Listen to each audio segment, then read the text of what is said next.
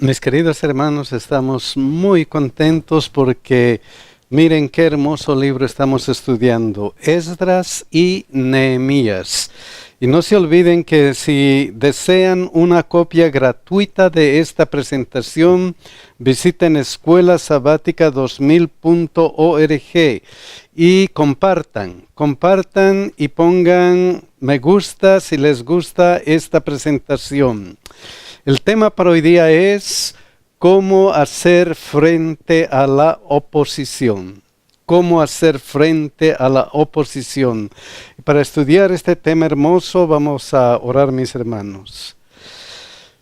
Santo Dios, estamos muy agradecidos porque tenemos la oportunidad de estar juntos estudiando tu santa palabra. Gracias, Señor, porque nos das este privilegio de estudiarla y te pedimos, Señor, que nos ayudes con tu Espíritu Santo, que nos bendigas y que nos cuides durante este estudio que estamos realizando. Cuida a todas nuestras familias que se presentamos, a las familias que están viendo este video, y especialmente por todos nuestros hijos, te pedimos en el nombre de Jesús. Amén. El versículo de memoria está en Esdras 5:5. Miren lo que dice.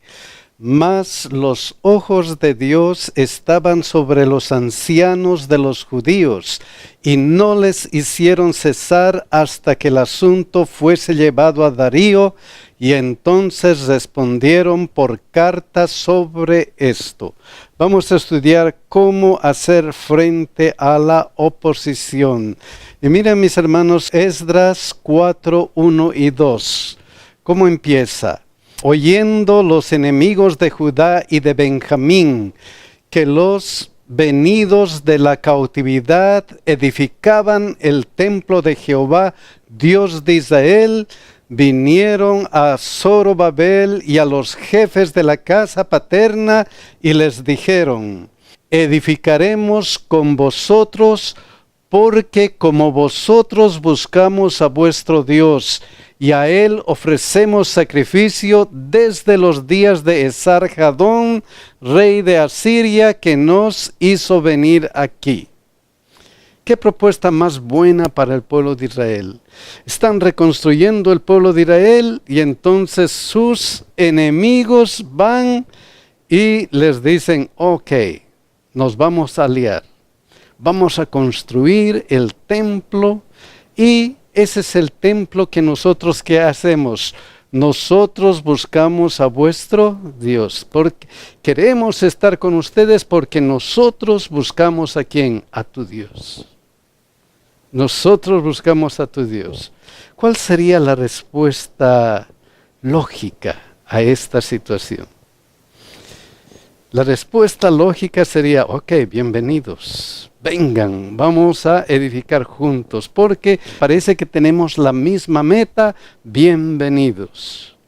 Pero ¿qué sucedió? Miren lo que dice Esdras 4:3. Zorobabel, Jesuá y los demás jefes de casa paternas de Israel dijeron: no nos conviene edificar con vosotros casa a nuestro Dios, sino que nosotros solos la edificaremos a Jehová, Dios de Israel, como nos mandó el rey Ciro, rey de Persia. ¿Qué respuesta más interesante? No queremos que ustedes nos ayuden. Parece no lógico, parece... ¿Qué está sucediendo aquí? ¿Qué está pasando aquí? Si ellos dicen: porque como vosotros buscamos a vuestro Dios, como ustedes buscan a su Dios, así nosotros buscamos y queremos ayudarles. Y ellos les dicen: no. ¿Cuál es el detalle de esa negación? Miren qué había pasado con estos pueblos. Segunda Reyes 17:24. Y trajo el rey de Asiria gente de Babilonia, de Cutá, de Aba, de Amat y de Sefarvaim. y los puso en las ciudades de Samaria en lugar de los hijos de Israel, y poseyeron a Samaria y habitaron en sus ciudades. Estos que querían edificar con el pueblo de Israel habían sido llevados de muchas ciudades que no conocían a Dios, muchas ciudades idólatras. Y luego, ¿qué sucedió? Segunda de Reyes 17:26. Dijeron pues al rey de Asiria, estos que habían sido llevados a Samaria: las gentes que tú trasladaste y pusiste en las ciudades de Samaria no conocen la ley de Dios de aquella tierra, y él ha echado leones en medio de ellos, y he aquí que los leones y los matan, porque no conocen la ley de Dios de la tierra. Estos pueblos que habían sido llevados a Samaria, ¿qué pasaba con ellos? No conocen a quién, a Dios. Eran idólatras. Y entonces el rey, ¿qué hizo? Miren lo que hizo. Segunda de Reyes 17:27. Y el rey de Asiria mandó diciendo: llevad allí a algunos de los sacerdotes que trajisteis de allá, y vaya y habite allí, y les enseñe la ley de Dios del país. O sea, vayan y enseñen a estos pueblos que han llegado a Samaria, enséñenles lo que significa seguir a Dios, la ley de Dios, enséñenles. Y les enseñaron, miren lo que dice Segunda Reyes 17, 28 y 29. Y vino uno de los sacerdotes que habían llevado cautivo de Samaria y habitó en Betel, y les enseñó cómo habían de temer a Jehová, pero cada nación se hizo sus dioses. Entonces, ¿qué pasó con este pueblo, con estos pueblos que estaban habitando Samaria? Les enseñaron, les dieron estudios bíblicos, les dieron lo necesario para que ellos sepan de Dios. ¿Y qué sucedió? Pero cada nación se hizo sus dioses y los pusieron en los templos de los lugares altos que habían hecho los de Samaria, cada nación en su ciudad donde habitaban. Les habían enseñado, pero ¿qué habían decidido? No, esto no es para mí.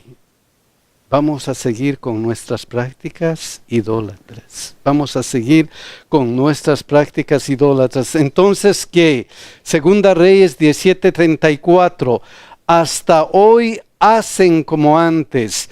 Ni temen a Jehová, ni guardan sus estatutos, ni sus ordenanzas, ni hacen según la ley y los mandamientos que prescribió Jehová a los hijos de Jacob, al cual puso el nombre de Israel. ¡Qué pena! ¡Qué pena con estos pueblos que querían hacer un pacto con el pueblo de Israel, que querían ayudar al pueblo de Israel! ¡Qué pena! ¡Qué pena! Entonces, por esa situación, sabiendo cómo eran ellos, que les decían: queremos ayudarles, queremos edificar con ustedes. No. ¿Por qué? Porque ustedes no aceptan la palabra de Dios. Porque ustedes han sido enseñados, porque se les ha enseñado, porque se les ha mostrado cómo está el camino hacia la salvación, pero ustedes no aceptan. Por esa situación entonces es que ellos negaron, dijeron: no nos conviene edificar con vosotros casa a nuestro Dios, no nos conviene. Miren lo que dice Esdras 4, 4 y 5. Pero el pueblo de la tierra, ahora que como les negaron, pero el pueblo de la tierra intimidó al pueblo de Judá y lo atemorizó para que no edificara.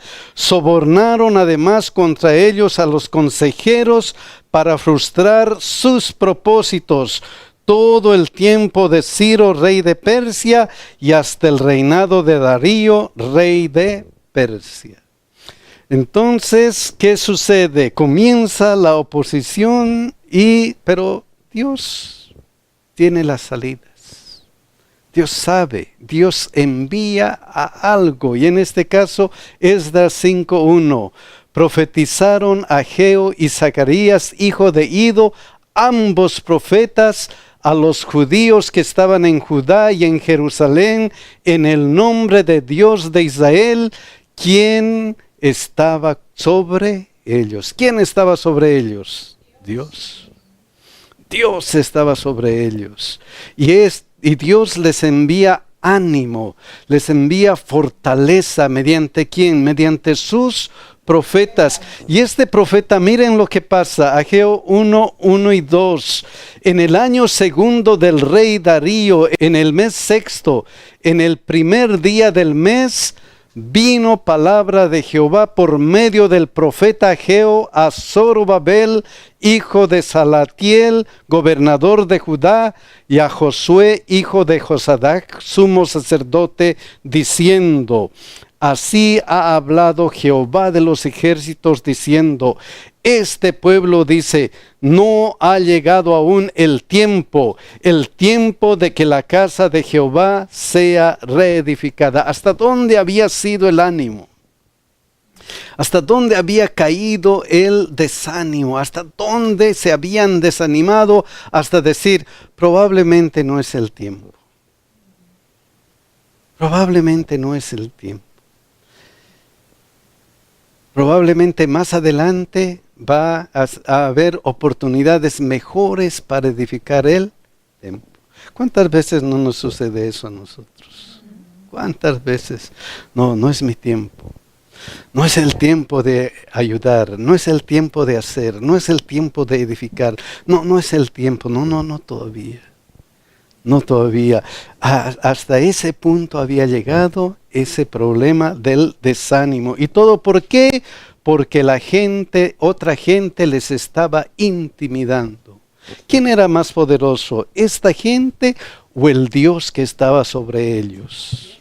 El Dios que estaba sobre ellos.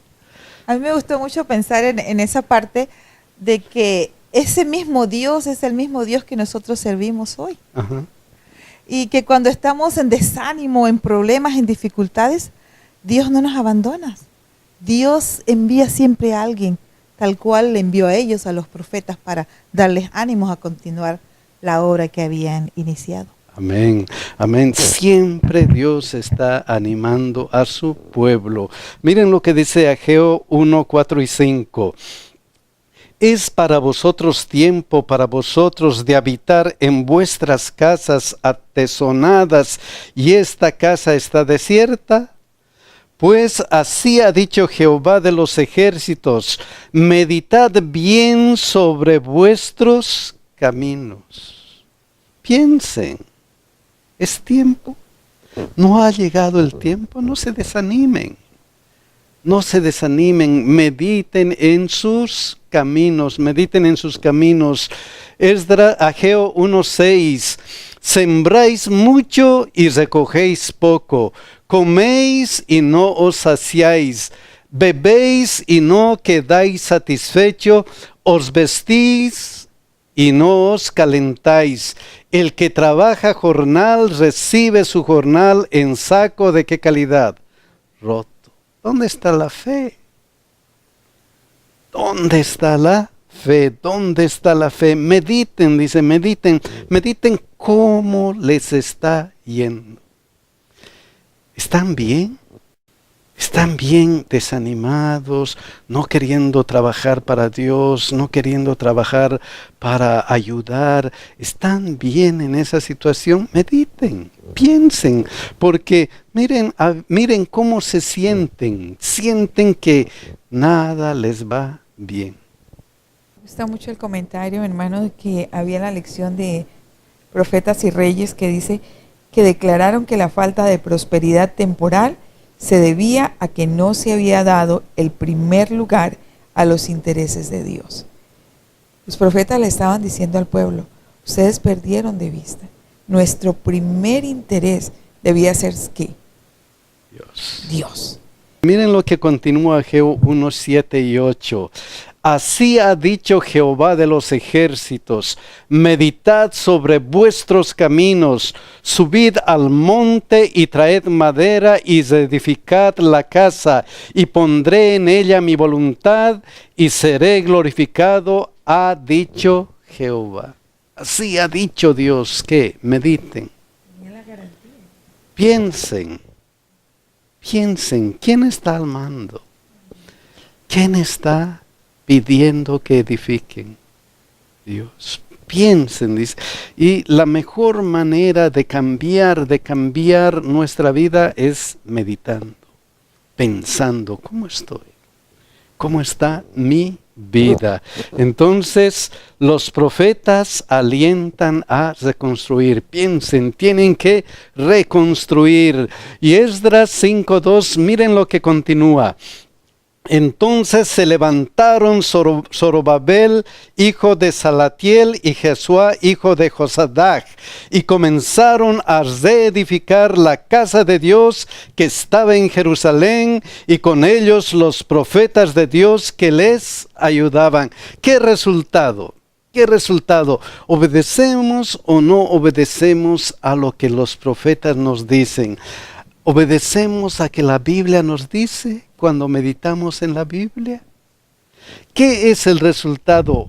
Nuevo ánimo. Entonces vamos a continuar, vamos a seguir adelante, listos para continuar y seguir adelante. Pero Esdras 4:6, y en el reinado de Asuero, en el principio de su reinado, escribieron acusaciones contra los habitantes de Judá y de Jerusalén.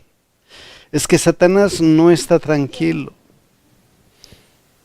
Primero estaban edificando, vienen los enemigos y les desaniman, y ahora se animan otra vez y están trabajando, y ahora ¿qué?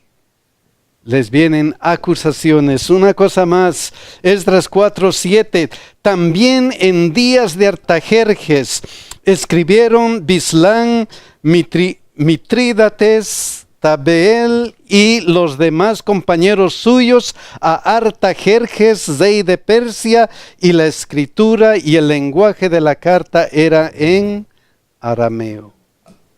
¡Qué tremendo! Como dijimos, que Satanás no está tranquilo. Nos salimos de un problema y viene otro problema. Salimos de un problema y viene otro problema. Cuán animados estaban en este momento, pero ¿qué pasó? Estas cartas acusándoles. Y como les acusaban, ¿qué es lo que sucedió? Esdras 4:23. Entonces, cuando la copia de la carta del rey Artajerjes fue leída delante de Rehum y de Simsai, secretario, y sus compañeros, fueron apresuradamente a Jerusalén a los judíos y les hicieron cesar con poder y violencia. Fue una trampa. Una acusación que no tenía fundamento. Pero, ¿qué sucedió? Cumplió su propósito. Y otra vez comenzaron a bajar. Pero Esdras 4:24, entonces cesó la obra de la casa de Dios que estaba en Jerusalén y quedó suspendida hasta el año segundo del reinado de Darío, rey de Persia. Se interrumpe la obra de Dios hasta el 520 antes de Cristo. Miren qué sucedió durante ese tiempo. Bajo las órdenes del gobierno de Zorobabel, del 537 al 535, la reconstrucción del altar y los cimientos del templo. Y luego ¿qué? 535 al 520 se abandona la obra por una fuerte oposición. Luego el 520 al 515 la obra es retomada bajo el ministerio profético de Ageo y Zacarías. El 515 antes de Cristo el templo es terminado. Luego ¿qué sucede? Antes de Esdras, 465 al 464, oposición a la reconstrucción de Jerusalén. Miren cómo esta situación va yendo en este asunto de la reedificación de Jerusalén. Miren, luego que durante Esdras 457, Esdras llega a Jerusalén mientras la obra estaba parada.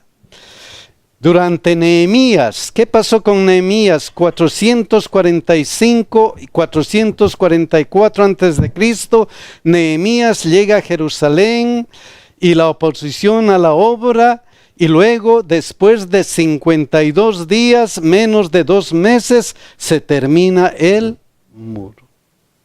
Entonces se llega a esta situación importante al tiempo de Nehemías entre vamos a construir, hay oposición. Vamos a construir, hay oposición. ¿Y qué pasó en este tiempo de Nehemías según la Biblia? Nehemías 4:1, ¿qué dice?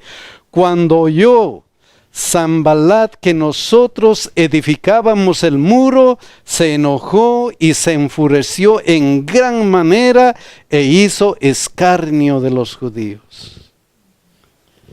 Y luego que Nehemías 4:4, interesante, oye, oh Dios nuestro, que somos objeto de su menosprecio, y vuelve el baldón de ellos sobre su cabeza, y entrégalos por despojo en la tierra de su cautiverio.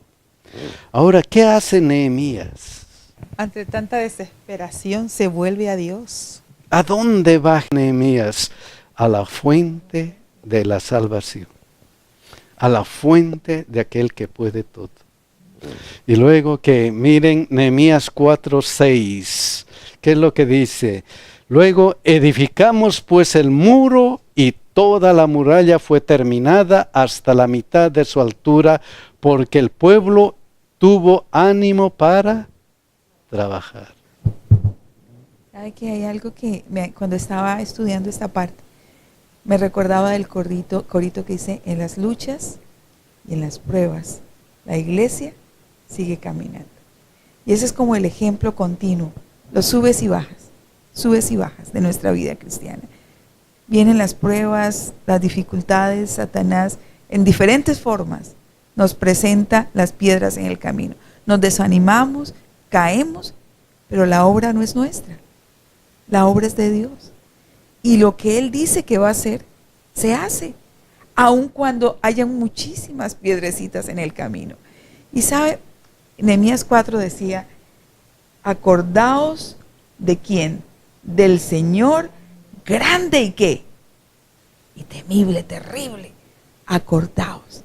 Y ese es el problema de nosotros, nos olvidamos tan fácilmente cuán grandes cosas ha hecho en nosotros el Señor en el pasado, y nos da miedo al futuro, y tememos el presente. Pero siempre el profeta llama que, acuérdense, acordaos, ¿quién es Dios? ¿Y quiénes no somos? Somos nosotros. ¿Y por qué camino nos va a llevar hasta puerto seguro? Amén, amén. Acuérdense cómo les ha guiado hasta ahora Dios. La hermana de Juárez dice que no deberíamos temer el futuro a menos que olvidemos cómo Dios nos ha guiado hasta ahora. Esa es la realidad, cómo Dios siempre ha ayudado al pueblo de Israel y cómo Dios siempre nos ayuda. Cuando nosotros miramos hacia atrás y decimos a veces, wow, si no hubiera sido Dios, ¿cómo sería ahora mi vida? ¿Cómo estaría ahora? ¿Cómo ha cambiado? Por eso entonces tenemos que estar muy atentos a nuestro Dios. Nehemías 4:7 dice, pero aconteció que oyendo Sanballat y Tobías y los árabes, los amonitas y los asdón, que los muros de Jerusalén eran separados, porque ya los portillos comenzaban a ser cerrados, se encolerizaron mucho. Otra vez. Se encolerizaron mucho. Nehemías 4:9. Entonces, ¿qué hay que hacer? Oramos nuestro Dios. Entonces oramos a nuestro Dios. Si tenemos problemas, ¿qué hay que hacer? Orar a nuestro Dios. Oramos a nuestro Dios y por causa de ellos pusimos guarda contra ellos de cada día y de noche. Hay que orar y también hay que hacer ¿qué cosa? Previsión. Hay que hacer previsión por causa de esos problemas. Entonces Nehemías actúa el año 444 antes de Cristo. Y Nehemías 6:1, miren lo que dice.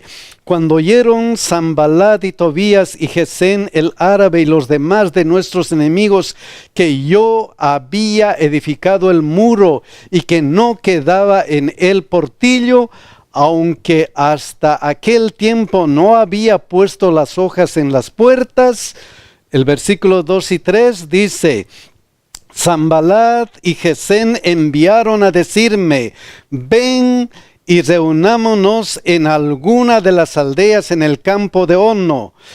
Mas ellos habían pensado hacerme ¿qué cosa? Mal. Cambio de estrategia. Si no es de una manera, de otra manera le voy a hacer desanimar. Y eso ocurre con la vida cristiana. Satanás es astuto. Satanás es astuto y nos envía de alguna manera. Nos trata de desanimar de alguna manera, si no es de una forma, de otra forma. Cuidado, cuidado que se desanimen.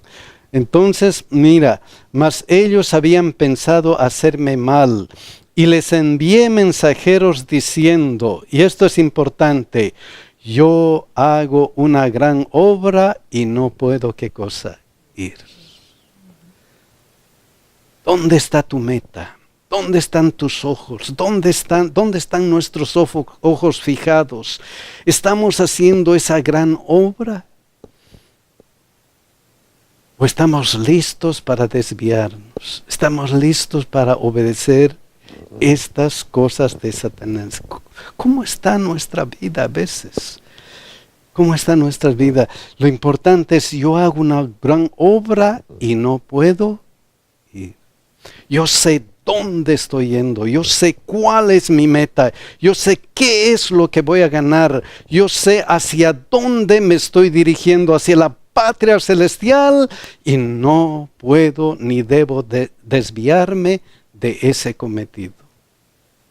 No debo hacerlo como él hizo en esta oportunidad. Y luego dice, porque cesaría la obra dejándolo ya para ir a vosotros.